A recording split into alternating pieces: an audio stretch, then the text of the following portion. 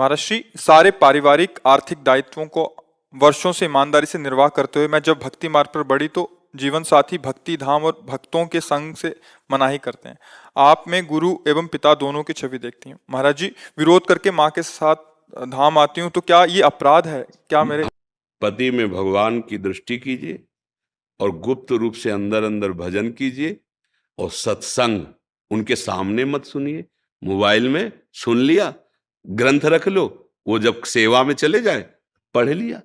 जरूरी नहीं अगरबत्ती तुम भगवान की करो, उसकी उसकी प्रसन्नता में आ जाओ। नाथ जैसे आप मंदिर में, वैसे मेरे पति के हृदय में। आप हमारे साथ लीला कर रहे हो कि मैं आपकी भक्ति ना करूं, तो करूंगी, पर आपके प्रतिकूल नहीं जाऊंगे। आप कहोगे धाम नहीं जाना, कभी नहीं जाऊंगी। आप कहोगे तिलक नहीं लगाना, कभी नहीं लगाऊंगी। आप कहोगे कंठी नहीं पहनना, नहीं पहनूंगी, लेकिन हृदय से आपको कभी भूल नहीं सकती। भगवान की प्राप्ति हो जाएगी। न झगड़ा करने की जरूरत है, न कहीं भागने की जरूरत है। आज तो इतनी कृपा है कि आप अमेरिका में बैठ के सत्संग सुन सकते हो। अच्छा, हर समय कोई पास थोड़ी रहता है।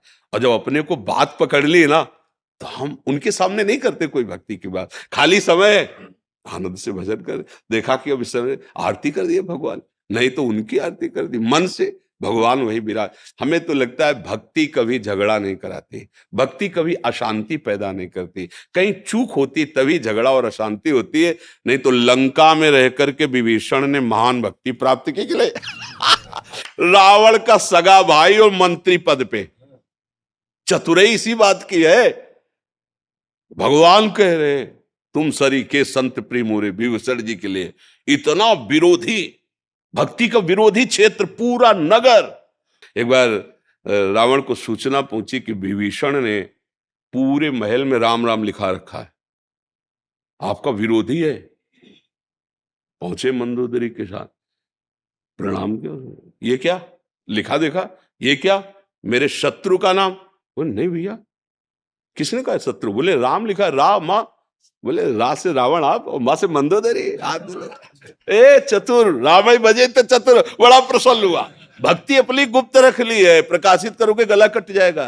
शांत, हमें छाप नहीं लगा ली कि हम भक्त हैं, फिर चेकिंग हो जाएगी कि हो कि नहीं हो। आप शांत, भगवान जिस परिस्थिति में तुम्हें दिया उसमें भजन करके दिखा दो, भगवान प्राप्त कर, भगवान प्राप्त ही है, वो प्रकाशित हो जाएंगे। पति में भी भगवान है, परिवार में भी भगवान है। रो वहां से, हा वृंदावन, वृंदावन तुम्हारे पास चला जाएगा। ये जड़ देश नहीं है, ये चैतन्य चिदानंद। जैसे भगवान का नाम चिदानंद, ऐसे धाम चिदानंद, रूप चिदानंद, लीला चिदानंद। भगवान मन में ही बैठे तुम्हारे सुन रहे हैं। जब तुम्हें अंदर से हा वृंदावन, तो तुम्हारे स्वप्न में वृंदावन आ जाएगा। तुम्हारे जागृत में झांकी आने लगी, निहाल हो जाओगे। हमें लगता है कि हमें कहीं झगड़ा विरोध नहीं करना चाहिए। अंदर अंदर हम जप रहे, कौन जाने क्या जप रहे, राधा राधा राधा राधा। अंदर, बाहर से नहीं बोलेंगे, अंदर से राधा राधा। बाहर से आएंगे हम वैसे व्यवहार करेंगे। मीरा जी ने भी कहा था, अपने पति से कहा था कि हमारे वास्तविक पति गिरधर हैं, पर लोक व्यवहार में तुम पति बने हो, तो तुमसे इतनी प्रार्थना है कि हमारे पातिव्रत धर्म को नष्ट मत करना। वो इतने महापुरुष थे, तभी तो सौभाग्य मिला था। उन्होंने कहा कि अब हमारा आपका दूसरा संबंध, आप हमारे गुरु और हम आपके शिष्य, पर महल में एकांत में, एकांत में गुरु स्वरूप आपको मानूंगा, पर व्यवहार में आप पत्नी रूप करना, जिससे परिवार विरोध ना करे। तो व्यवहार में वो पति जैसा व्यवहार कर, जैसे करना चाहिए पति के साथ वैसे, और एकांत में वो गुरु के जैसे बैठ करके उपदेश करती, वो शिष्यत्व भाव, भगवत प्राप्त महापुरुष हुए वो। तो देखो, हमें महापुरुषों से शिक्षा लेनी है। एकांत में अपने प्रीतम प्रभु की याद कर रहे, व्यवहार में जो हमें मिला है वैसा हमें अपने, हम अगर भक्त हैं तो हम जानते हैं कि हमारा क्या कर्तव्य। तो हमें ये नहीं कि पति की अवहेलना और उसके प्रति ऐसा भाव कर ले, सब गड़बड़ हो जाएगा। बिल्कुल शांत, बिल्कुल गंभीर। भक्ति का कार्य दिखावा या दुख या लड़ाई झगड़ा नहीं है, अच्छे से समझ लो। बाहरी अगर चिन्ह धारण करने के लिए अनुमति है तो धारण कर, नहीं तो मत धारण करो। प्रभु जानते हैं अंदर की बात, अंदर की प्रीति प्रभु पहचानते हैं। विभीषण जी से कहे तुम सारी के संत, ना कोई उन्होंने संन्यास वेश धारण किया, ना कोई ऐसी कंठी तिलक, कुछ नहीं है, क्योंकि रावण की सभा में बैठने वाले हैं।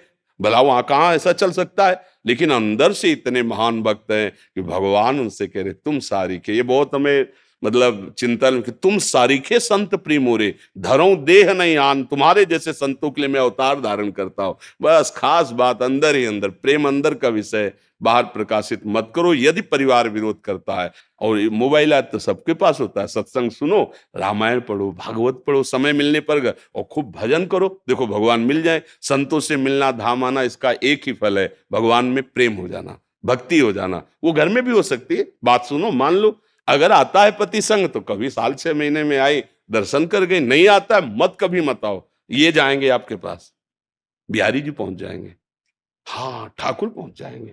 देखो भक्तों के जहां कहीं भी भक्त होते भगवान वहां, ऐसा थोड़ी है। भक्ति करो बस, लड़ाई झगड़ा नहीं, कष्ट मिले सह जाओ प्रसाद मान के, जैसा विधान भगवान का, हे नाथ आप देख रहे हो, बस वो सब संभल जाएगा।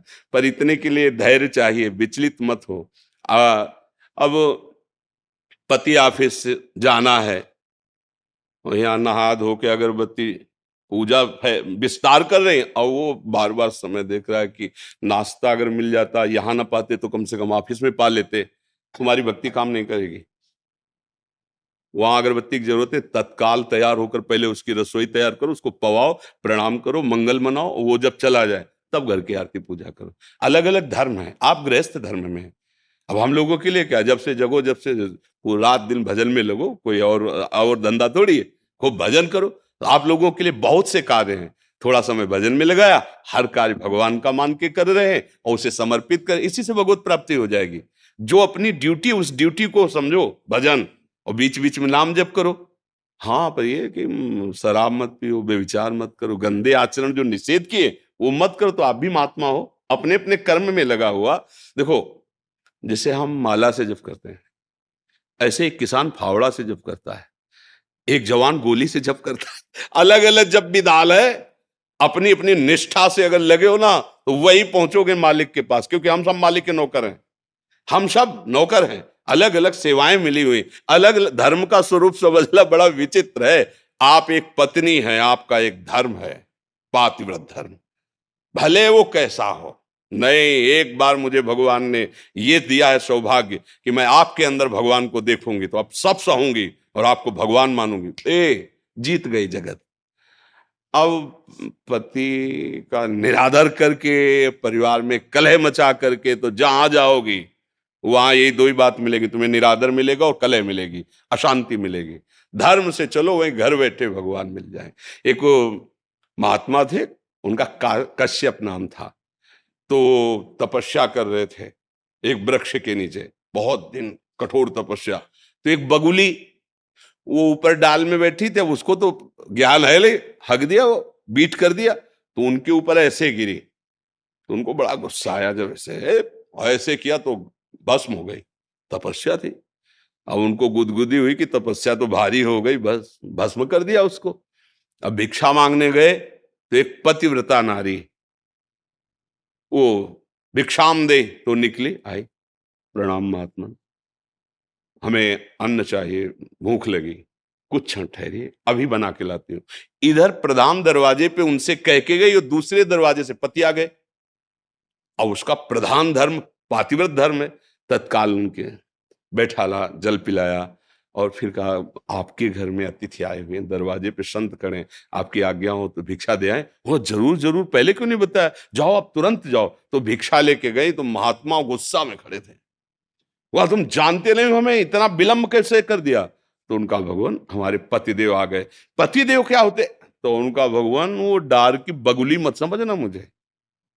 अब तो कांप गए, क्योंकि एकांत की बात थी। उनका डाल की बगुली मत समझना मुझे, जो तुम तपस्या से नहीं जान पाए हो, मैं अपने पति की सेवा से त्रिकालज्ञ हूं। बैठे बैठे देख रहे तुम्हारे क्या चल रहा है क्या नहीं चल रहा है। अभी तुम शुद्ध तपस्वी नहीं हो, क्योंकि तुम्हें क्रोध आ गया है। तुम जाओ, और एक कसाई हैं जो मांस काट के बेचते हैं, उनके चरणों में प्रणाम करो जाके, वो तुम्हें शिक्षा देंगे, तब तुम्हारी समझ में आ जाए। तो होश उड़ गए ना। बोले मैं पातिव्रत धर्म से त्रिकालज्ञ हूं, तीनों काल का मुझे ज्ञान है। अब जहां भेजा वहां गए तो 1 किलो दो, 2 किलो दो, ऐसे काट। बोले बड़ा आश्चर्य की बात है, मांस काटता है, ये हमें क्या ज्ञान देगा। जाने लगे तो बोले रुको महात्मा, वो पतिव्रता पत्नी अमुक गांव की भेजा है ना, मोबाइल नहीं थे उस समय। अब उनके और होश उड़ गए कि इसके आचरण तो देखो, मांस बेच रहा हो, इसको ज्ञान इस बात। तब उन्होंने कहा ये हमारी जन्म सिद्ध क्रिया है, मैं कसाई कुल में पैदा हुआ हूं, पर मैं भगवान का भजन करता हूं, थोड़ी देर बैठो फिर मैं तुम्हें।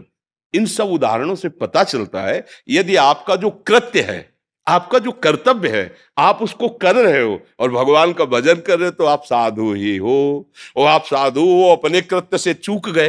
अब वो पशु, उसको ज्ञान नहीं है, उसको तुमने भस्म कर दिया। तुम्हारा काम तपस्या के द्वारा जगत मंगल करना है कि जो छोटे छोटे अपराध मान लो बन जाए उनको भस्म कर देना है? ये ऐसा तो नहीं है। तो इसीलिए हमारी बात को केवल समझो, हमारे पास और कुछ नहीं है।